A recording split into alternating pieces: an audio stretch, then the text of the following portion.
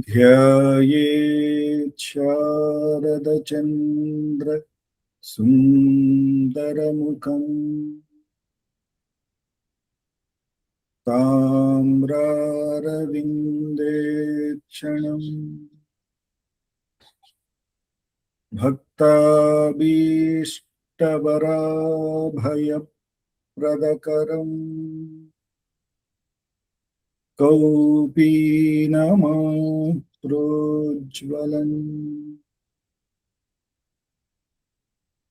स्वात्मानन्दरसानुभूतिविवशम् सर्वानवद्याङ्गकम् श्रीमन्तं श्रीरमणेश्वरं गुरुवरं योगासनाध्यासितं ध्यायेत् श्रीरमणेश्वरम् ध्यायेत् श्रीरमणेश्वरम् ध्यायेत् श्रीरमणेश्वरम्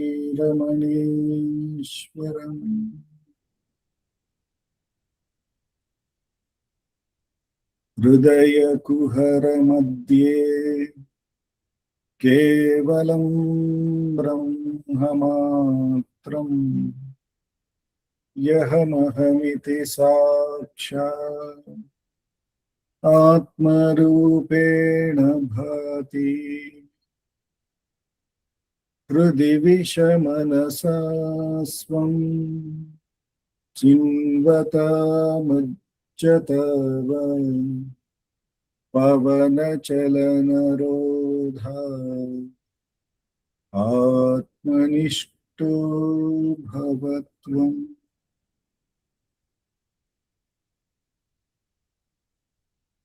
Namo Ramana.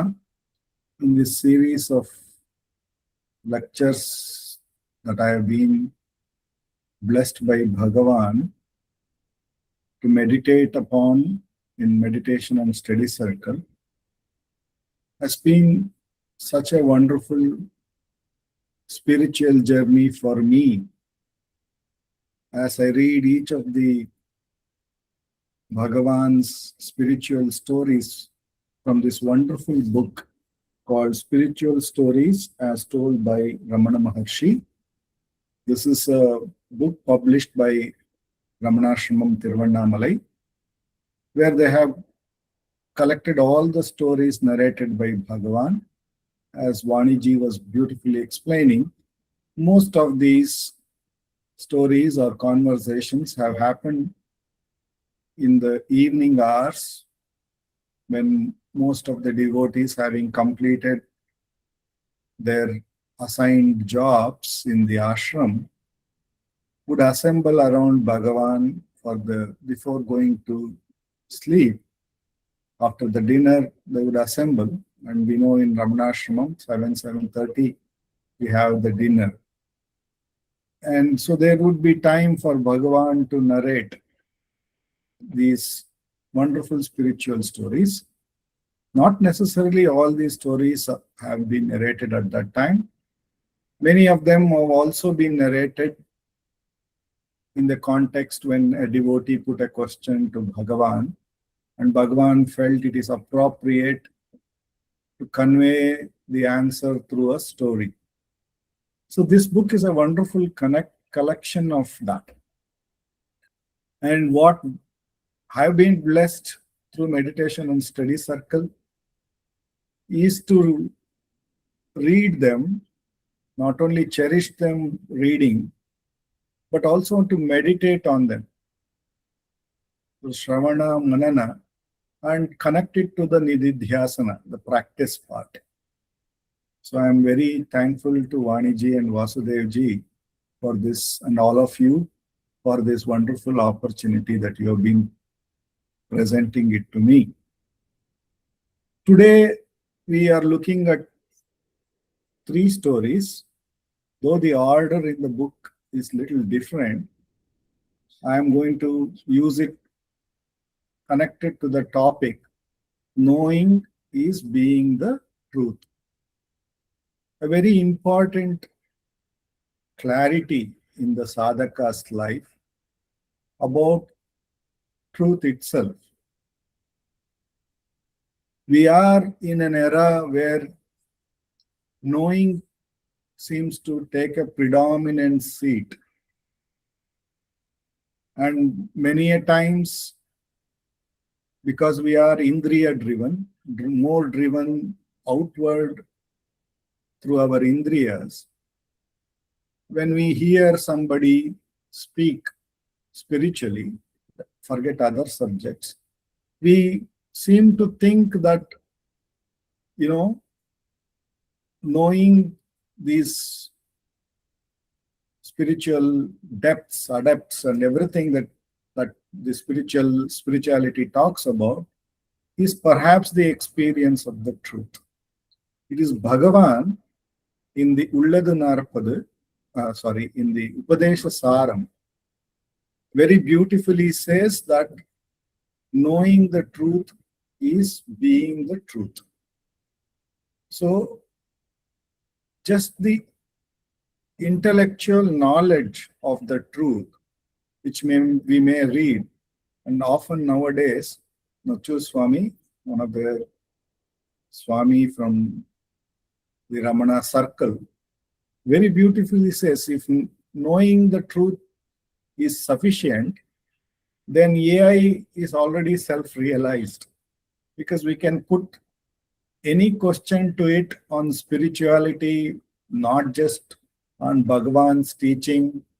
We can put many questions to it from various other gurus, and it can give such wonderful answers, quoting from various books across such a master, not only by the master, by his devotees or his devotees. It gathers all the data and can present it so wonderfully. So can we say it to be self-realized? So it is important to know this distinction, that knowing is like being a pandit, a person who can perhaps talk extempore on that subject matter, but it's like knowing about sugar cane or sugar. But the joy of enjoying the sugar is certainly doesn't come about by knowing, isn't it? It's only when a piece of sugar is put in the mouth and that sweetness brings about the joy, we know that it is really enjoying the sugar. So the knowing is quite an intellectual thing, whereas being the truth is the experiential of it. So we will go in to see this in these few stories, and this perhaps should make us be aware of where our sadhana is taking. Are we spending more time in knowing, or is there already enough information that we already know? Perhaps now it is a time to experience, to be. These are the things, as I read through these books, that I felt. So I'm just talking to you people before I go through these stories. So this first story, which is a very common story in the spiritual circle, which is the unknown 10th man. So I'll try to read all the three stories as it has been captured in the book, because it's not too long. And we will be hearing to Bhagwan's own words. A devotee first puts a question. Not having realized the truth that the self alone exists, Should I not adopt bhakti and yoga margas as being more suitable for purposes of sadhana than vichara marga? Is not the realization of one's absolute being, that is Brahmagnana, something quite unattainable to a layman like me? Bhagavan says, Brahmagnana is not a knowledge to be acquired, so that acquiring it one may obtain happiness. It is one's ignorant outlook that one should give up. The self you seek to know is verily yourself. Your supposed ignorance causes you needless grief, like that of the 10 foolish men who grieved the loss of the 10th man who was never lost. And then Bhagavan narrates the story. The 10 foolish men is in the parable forded a stream, and on reaching the other shore wanted to make sure that all of them had in fact safely crossed the stream. One of the 10 began to count, but while counting, others left himself out. I see only 9. Sure enough, we have lost one man. Who can it be? He said. Did you count correctly? Asked another. And did the counting himself. But he too counted only 9. One after the other, each of the 10 counted only 9, missing himself. We are only 9, they agreed. But who is the missing one? They asked themselves. Every effort they made to discover the missing individual failed. Whoever he be that is drowned, said the sentimental of 10 fools. We have lost him. So saying, he burst into tears, and the rest of the 9 followed suit. Seeing them weeping on the river bank, a sympathetic wayfarer inquired for the cause. They related what had happened and said that even after counting themselves several times, they could find no more than 9. On hearing the story, but seeing all the 10 before him, the wayfarer guessed what had happened. In order to make them know for themselves that they were really 10, that all of them had come safe from the crossing, he told them, let each of you count for himself, but one after the other serially, 1, 2, 3, and so on, while I shall give you each a blow, so that all of you may be sure of having included in the count, and included only once. The 10th missing man will be found. Hearing this, they rejoiced at the prospects of finding their lost comrade and accepted the method suggested by the wayfarer. While the kind wayfarer gave a blow to each of the 10 in turn, he got the blow counted himself aloud. 10, said the last man, as he got the last blow in his turn. Bewildered, they looked at one another. We are 10, they said with one voice, and thanked the wayfarer for having removed their grief. That is the parable. From where was the 10th man brought in? Was he ever lost? By knowing that he had been there all the while, did they learn anything new? The cause of their grief was not the real loss of any of the 10. It was their own ignorance. Rather, their mere supposition that one of them was lost, though they could not find who he was because they counted only 9. This is a wonderful story, and this applies to our sadhana so aptly. From our childhood, from our uh,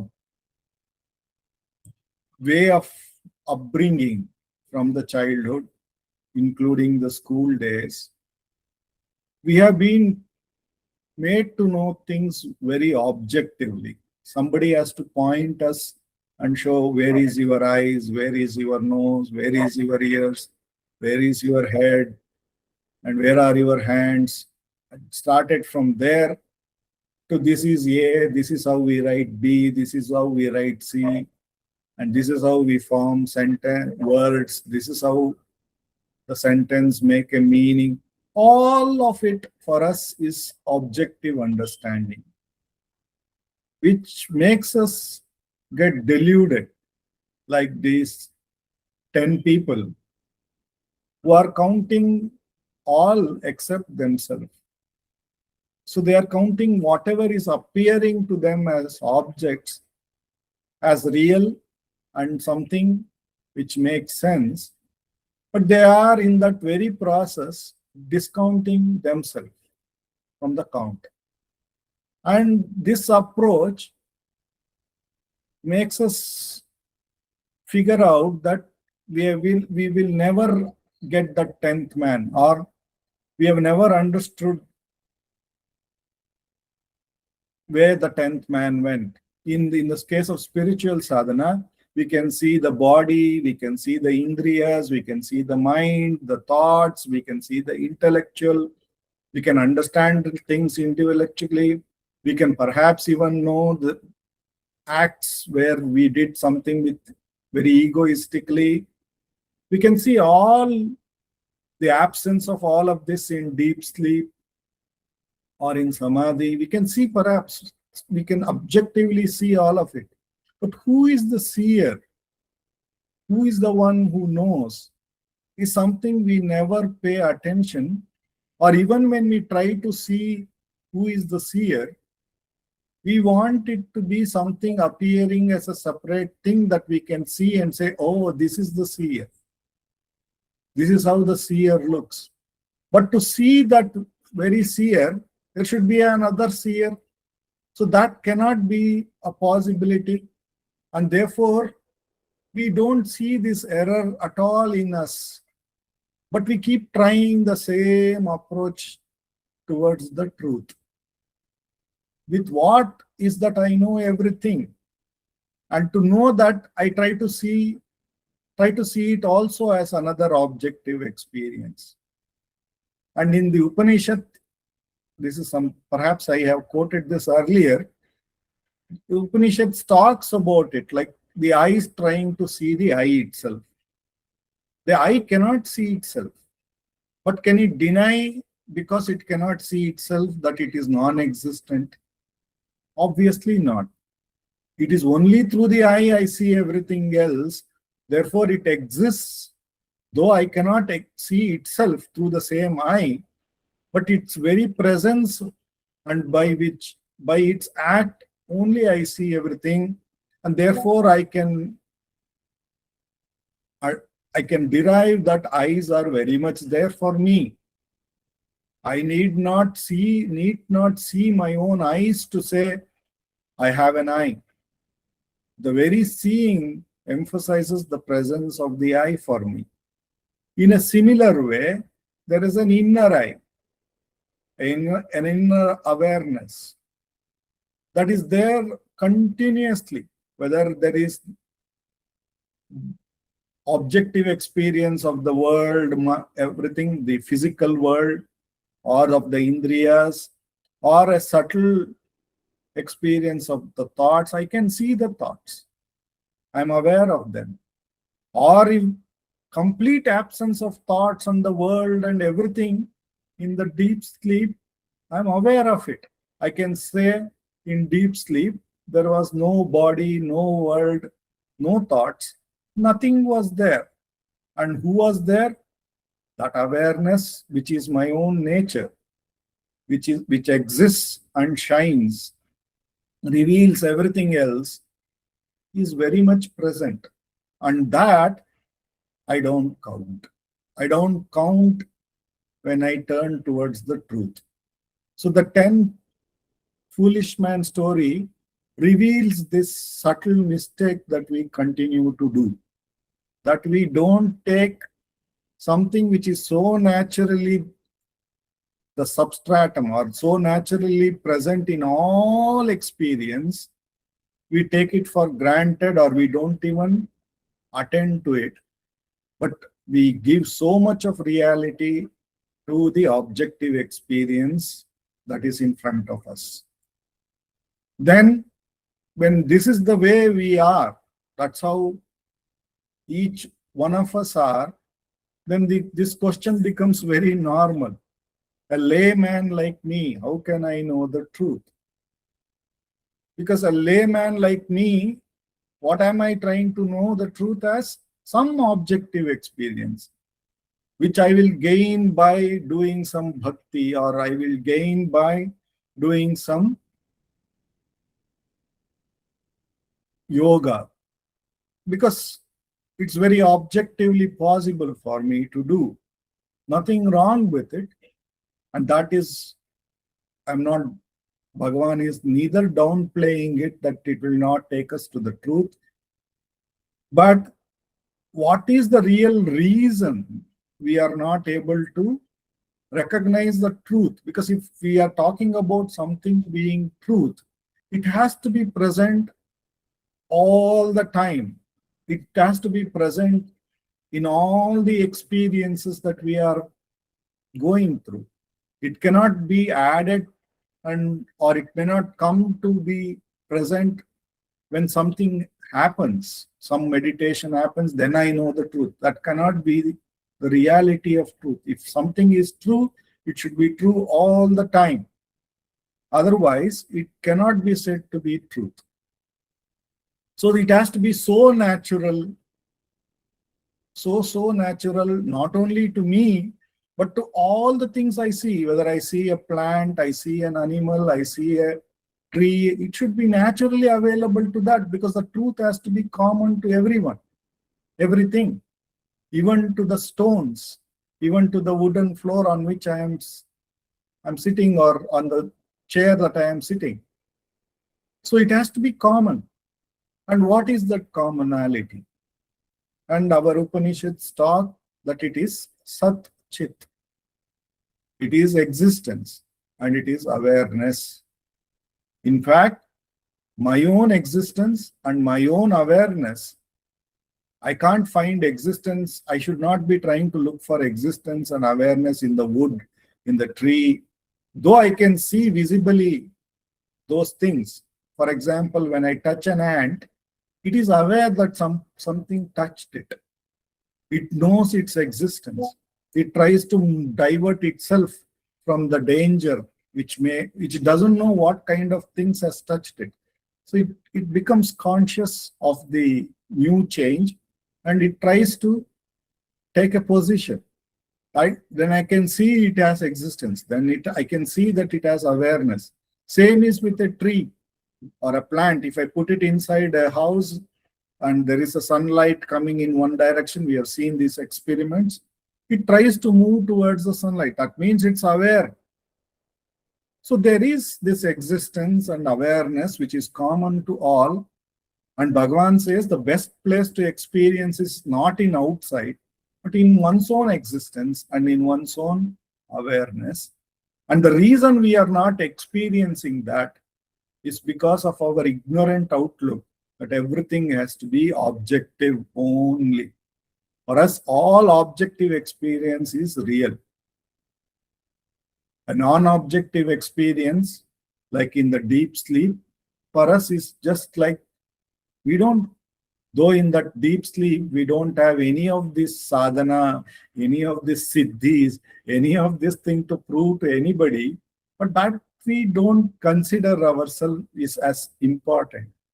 It is in the waking state where I am experiencing too many objects and I find myself to be bound. Therefore, I want freedom. Therefore, I want mukti here. So therefore, what is happening whenever a mind rises is something important. The mind which brings something objective to the consciousness, makes us forget the consciousness and take the attention completely to the object. This is what happens. It veils the light of awareness, the light of existence, and the object becomes, the whole existence is given to the object, and the whole awareness is given to the thought or to that object, and we think that is more real. And there is one beautiful example, and recently also I was having a conversation with my brother's daughter and my daughter, younger ones. They are doing BTech in biotechnology, and I was asking him what is that they are going to look for as a career option in biotechnology, because there are so many areas they can pick and choose. And my brother's daughter was trying to say that she's going to not look for any research oriented work. She probably would like to take quality assurance, quality checking, or perhaps take any normal day-to-day work in the biotechnology area, more of execution and not anything to do with research and development. So I just wanted to ask why research and development is not something which she likes. And she was trying to say she doesn't know what to do there. It's a field of unknown, she said. I don't know. I said, this is where Bhagavan comes to help. He says, when we say, I don't know, we have forgotten two things are happening at the same time. There is this thought that I don't know what to do in the area of biotechnology.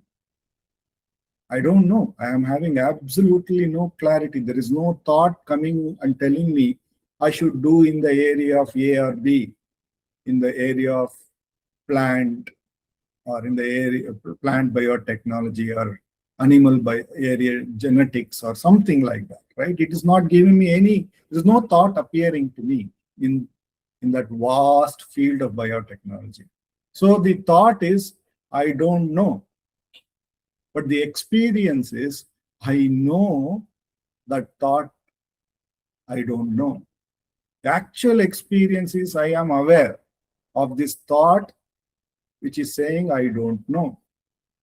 And we don't look at this. If you can get here for a minute, if you can get to this place, we can see that we are giving so much importance to the objective experience, but we are taking that entity which is revealing even the thought I don't know for granted. We are not even paying attention to it.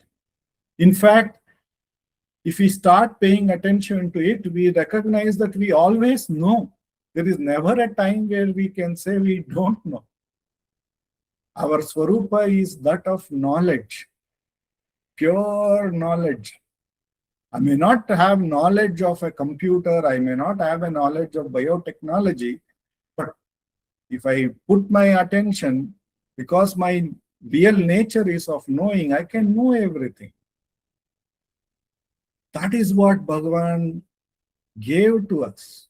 And this beautiful incident happened even in Bhagavan's Sannidhi, when many people came and they discussed about the Vedantic books, Brahma Sutras. See, all these things, even if we speak now, it looks very heavy.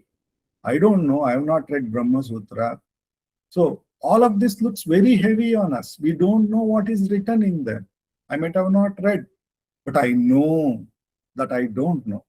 That is the beauty. And Bhagavan, in the hall, like this, the conversation happened. They asked questions from Brahma Sutra, they asked questions from Upanishads, they asked questions from Bhagavad Gita, and Bhagavan answered all of them.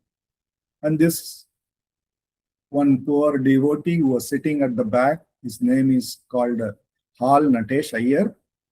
He came forward to Bhagavan. He said, I have not read any of these books. I don't know any about any of them. When am I going to know all of it? When am I going to understand the spiritual truth and then realize it? Bhagavan said, you know that you don't know. Pay attention to what knows. That is all it is. The simplest thing which Bhagavan revealed, like an open book, he revealed the truth. So knowing is not a big thing now. We know. Naturally, that is our state. Then how is it we can be that? Well, if we look at it there, if we try to know something else, we trying to become that object or trying to understand the object. We have forgotten our nature. If you simply be that entity which is knowing, which is what we already are. So that is what Bhagavan is saying. That real being is the real experience of the knowing, not knowing it objectively. So Bhagavan here is beautifully saying, your supposed ignorance causes you needless grief. What is the ignorance? That I need to know everything objectively. Even when I claim I am being the truth, I have to be something. I have to be a sannyasi, or I have to be a person sitting in meditation. I have to be somebody, something else. But that is the whole superimposing of an idea over that natural knowing thing, the natural being thing that I am. I'm superimposing these imaginative ideas, because that is how I have seen. That is how I have experienced somebody to have known the truth, somebody have to be the truth. But I don't recognize that by very nature, effortlessly, my nature is of knowing, and my nature, therefore, of being that knowing entity. So, if I am that Sat, if I am that Chit, and if I don't try to put any effort to become something, I am happy. I am that, and therefore I am Ananda. We forget it. We forget that we perhaps, in this world, influence each other in various ways, in verbally or non-verbally, or sometimes in an induced way. We see a sannyasi, we think only if I leave the home, if I leave the family, and then go to Himalayas, go to a forest, then meditate for such a long time, then I will realize this truth. And here was Bhagavan giving the truth to everybody, saying, the 10th man is already there. You are that. You are not counting the 10th man. You are counting all other objective experience, but not the one which makes it the full. So Bhagavan here is saying that is the ignorance. That is what is ignorance is all about. And that veiling of the truth because of objective experience, because of importance to objective experience, or thinking that objective experience alone can be truth, is the problem. It is so naturally present for all of us. So then this guru, as a 10th man, has to come out and beat all of them to say, count, and they found the 10th. And look at the questions which Bhagavan puts it. Each of these questions are wonderful questions. This is the parable, he says. From where was the 10th man brought in? Did the 10th man be brought in by the wayfarer? Did he come from the waters in which he was imaginedly drowned? No, he was always there. That means, do we need to do meditation to recognize it? Yeah, it may be all a wonderful aid when we let go all thoughts, all objective distractions. It becomes very much clearer that Without objective experiences also, this is there. And Bhagavan says, you can look at your own daily deep sleep. That is what happens by Ishvara's grace naturally. All objective experiences drop away. You are no more the richest person in your colony or the poorest person in your colony. You are not the highest graduate in your community, nor the lowest unstudied person in the school or in the colony. You are not a man, you are not a woman, you are not in Bangalore, you are not aware that you have a house, you have a wife or a kid or husband. You don't know anything. You drop off all of it in deep sleep. When all that objective experience goes away, you fear a least bit that you are going to lose all these things which 40, 50 years we have put effort to accumulate. We don't have any fear. We go back to the sleep, deep sleep, and we are most happy. In fact, Nocho Swami says, if we have booked a train at 5 o'clock and somehow we have put an alarm at 4:30 to wake up to catch up, 4 to catch up a train at 6 o'clock, say, and if we wake up at 2 and we figure out that in still 2 hours is there, we feel so happy to get back to the sleep. That means the absence of objective experience is something that we don't really fear in our real nature as Satchit. They may come, they may go. All objective experience may come from morning till evening. We have no trace of it in the deep sleep, or we don't try to recollect them in the deep sleep. Such is our nature. And that nature is something we have taken for granted. We have taken this body, this mind, this database of things that we know to be more important, all of that to be more important. Like that sentiment person who says maybe the 10th man drowned in the river. He gives some reason to hold on to. Like that, we give many things, whatever we don't know, like that fox which says the grape which it cannot eat, it says it might be sour. So Bhagavan is saying here, look at your ignorance, because for knowledge, the remedy for ignorance is knowledge only. It can't be anything else, isn't it? It is the knowledge which is the remedy for ignorance. And how does ignorance come? If you look at self-inquiry by Bhagavan, he says, whenever you have thought, because everything, all objective experience rises in the form of thought. When do we have objective experience? It's in our waking and it is in our dream. In deep sleep, there is no objective experience. So whenever the mind rises, all objective experiences start.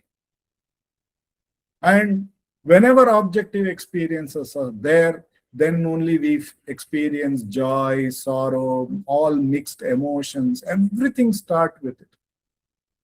So whenever thoughts rises in us, that is when we experience the absence of natural happiness. It is really not there. It is our ignorant outlook to think thoughts are important. When we give the idea, importance to the idea, I don't know, the thought, I don't know, that's when I become depressed. I don't know, I can't become a creator, I cannot become a research person. I become small in myself.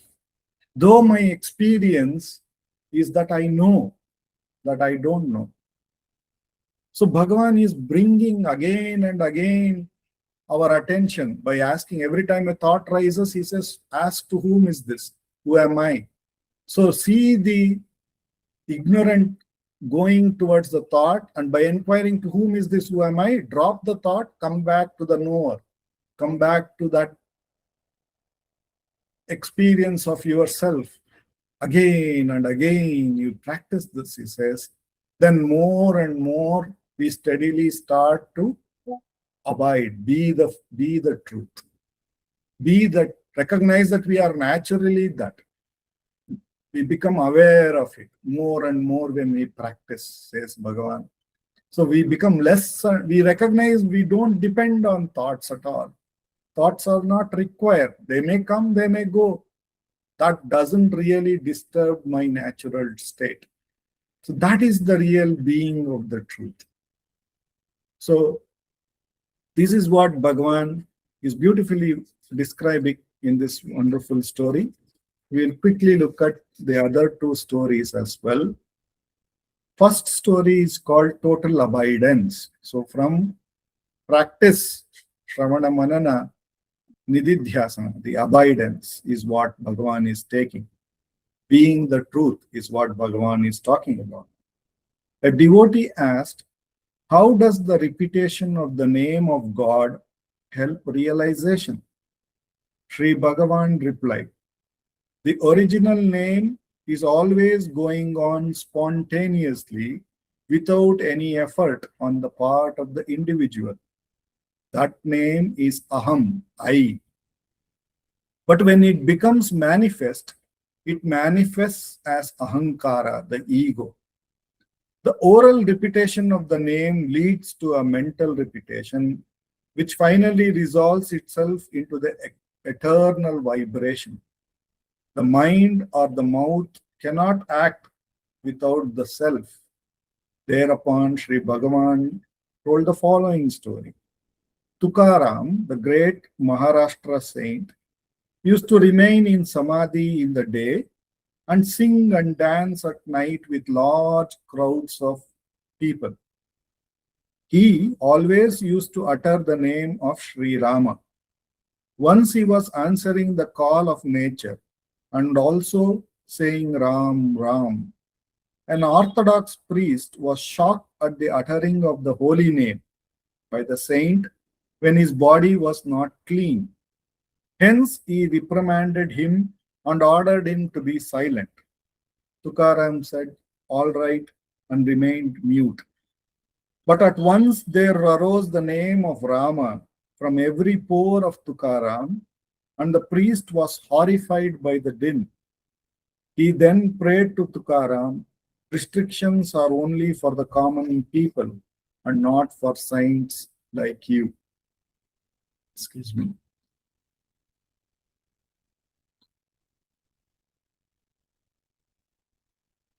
So here Bhagavan starts with this wonderful story of Tukaram. He says, used to remain in samadhi the whole day and sing and dance at night with large crowds of people.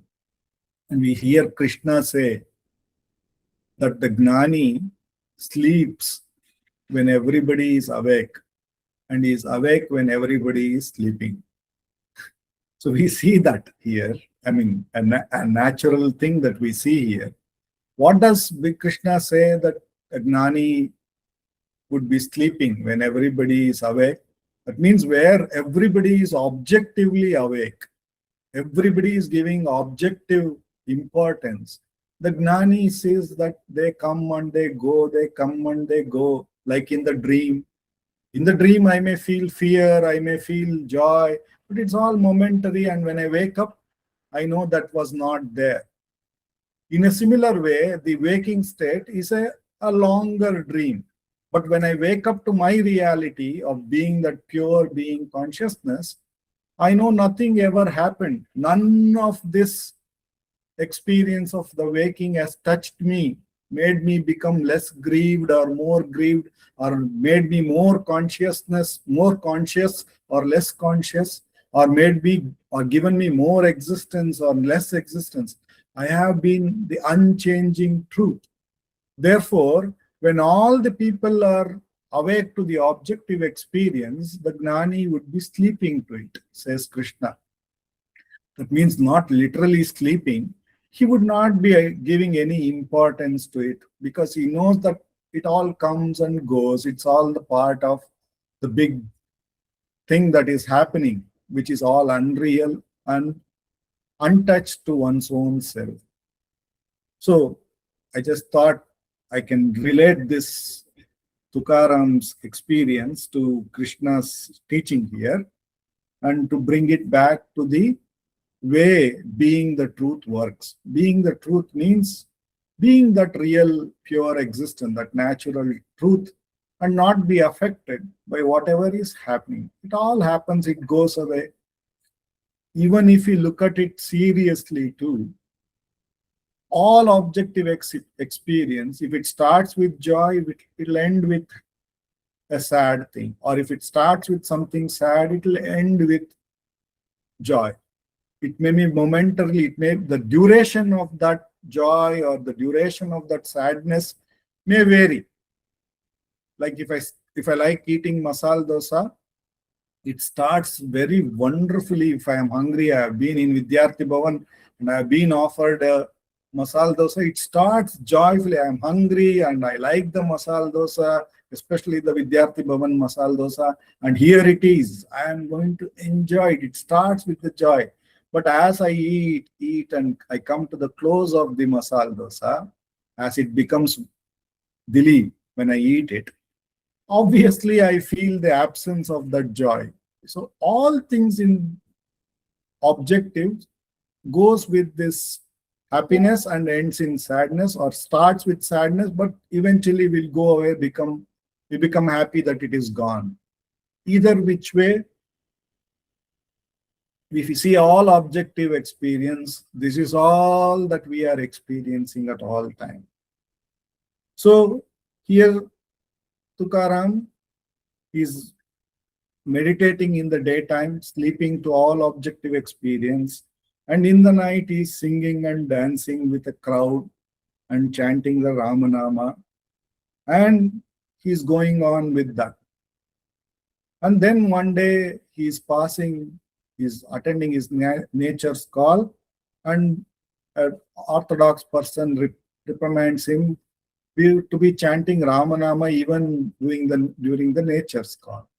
He is least bothered even in the daytime about what other body or his body is doing. And so he is least bothered when even the nature call is being attended. He is in the Swatmananda Rasa Anubhava. He is enjoying his own rasa that has been brought to him by that Ramanama.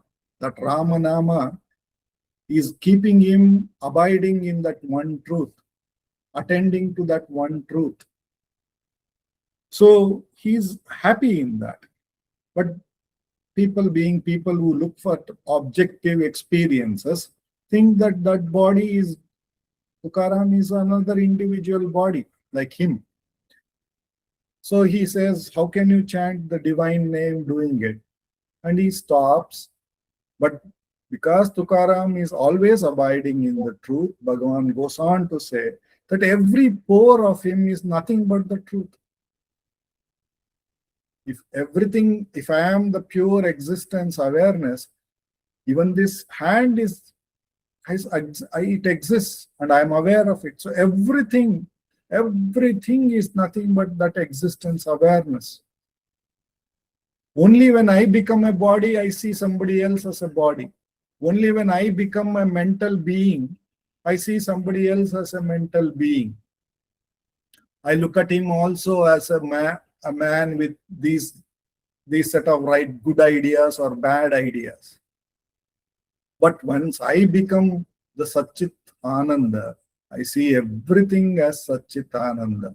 Everything exists, shines, and goes away, but all of it is Satchit Ananda only. It has manifested as that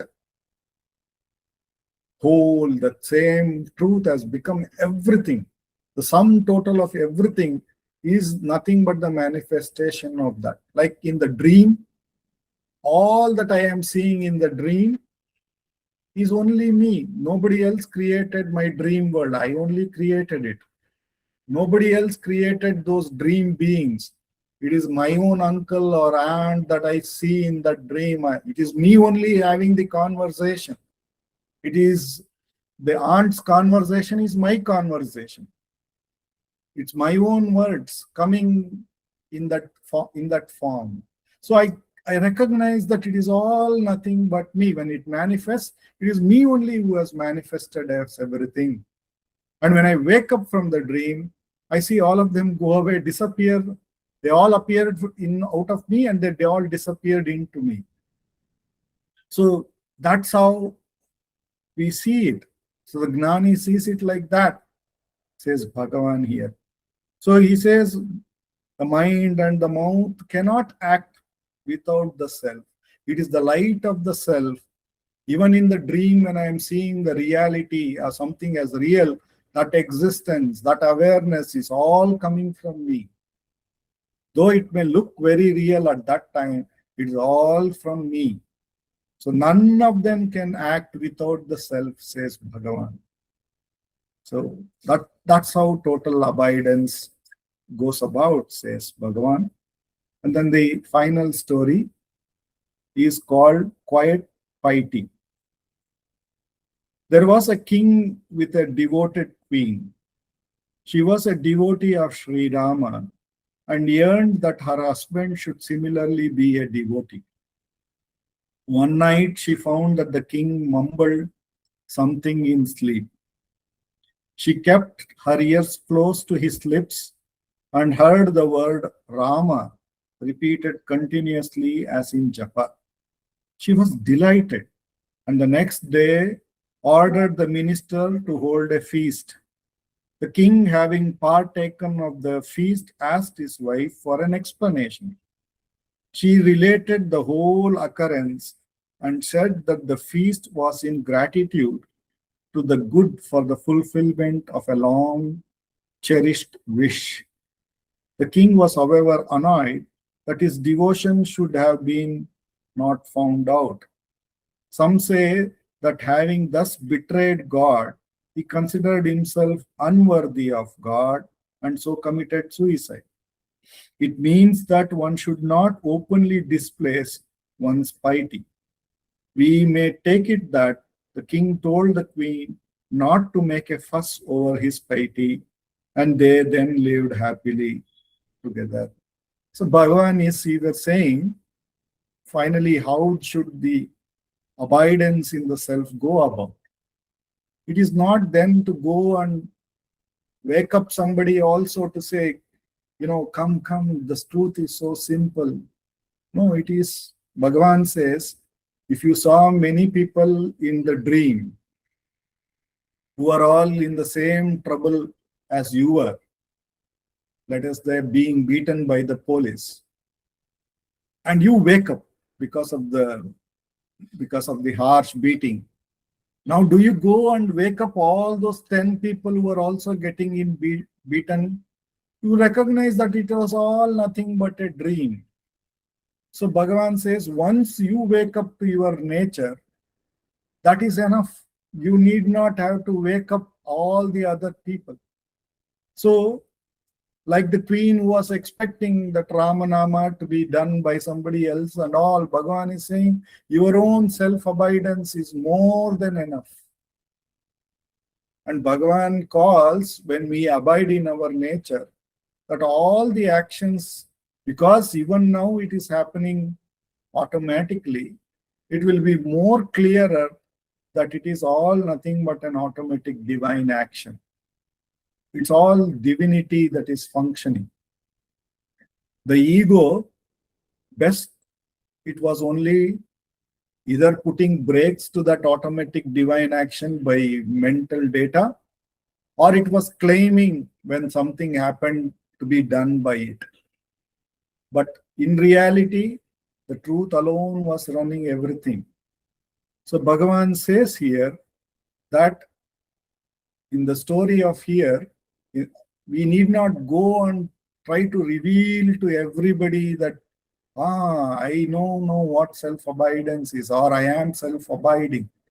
Nothing needs to be done, because there is nobody apart from the self that one has to go and repeat or reveal to.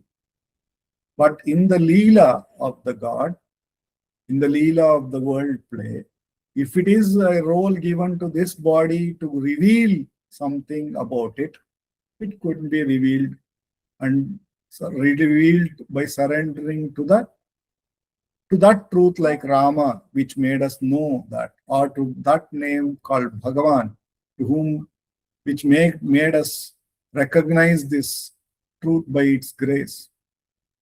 This grace is something that we cannot, it is indescribable. We can define, Nochu Swami says, we can define such Chit Ananda. We can say Sat is existence, Chit is awareness, Ananda is this. But we cannot define this grace which makes us recognize it. It is pure love of that self. And how does it come to us? How that it gets invoked? It is something beyond some explainable thing. And it says, the Upanishad says, the self is revealed to that person whom the self chooses. Such is the grace of the self. If not, as I said, in AI knows everything about self. It knows every definition of Satchitananda. In fact, if you put the question, what is Satchit Ananda, it can probably explain much more beautifully than me. But the actual experience of the Satchidananda as one's own nature is the most important thing.